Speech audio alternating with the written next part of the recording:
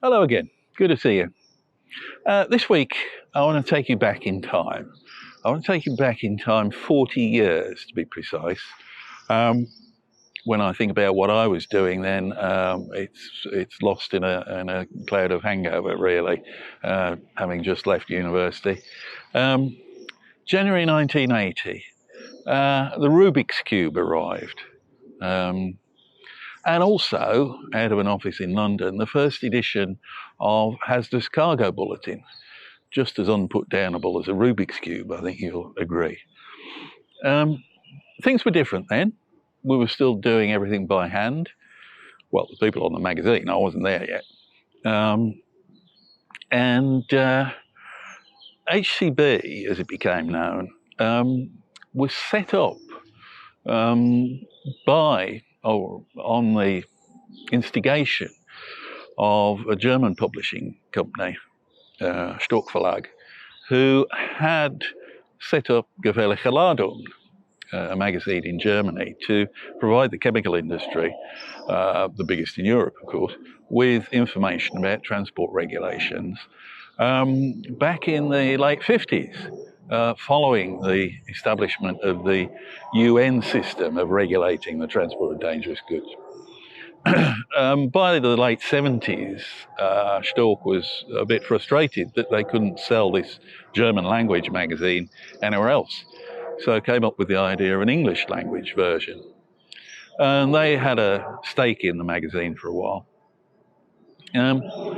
But it was certainly felt that there was a need amongst English language speaking countries, and in that I include places like the Benelux and Scandinavia, where English is very widely spoken and was even then. For information on regulations, on topics surrounding the safety of dangerous goods in transport. And that's what HCB was set up to provide. 40 years on, that's what we're still doing, and this January marks our 40th anniversary, so happy birthday us. Things have changed a lot. Nowadays we're mostly electronic. You can see the whole magazine online, and we do these videos. I hope you enjoy them.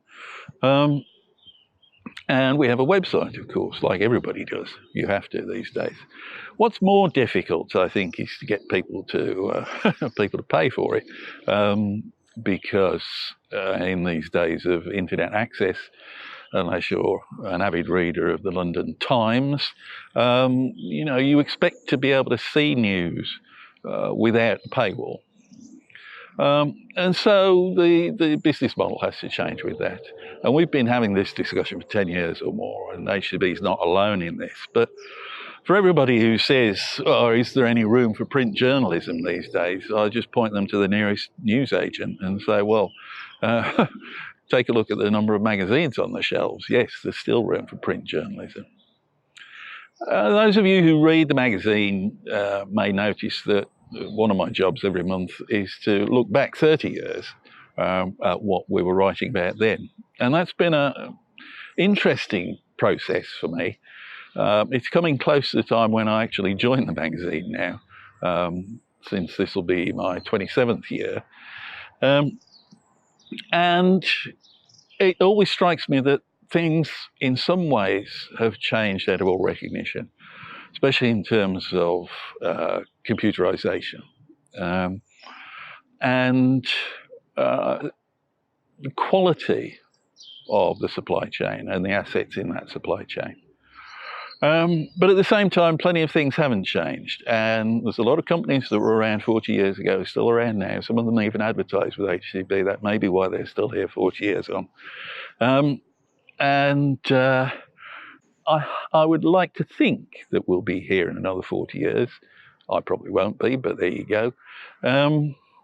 Although, having said that, it wasn't long after HCB's birthday that we were joined by our contributor, Herbert Kennard, who had recently retired from the Department of Transport in London, who wrote for us for more than 30 years And for those of you who know him, he celebrated his 100th birthday just this last November. So you never know. I probably won't still be writing by the time I'm 100, but I hope people will still be reading HCB. And I wish you a very good 2020. See you next week.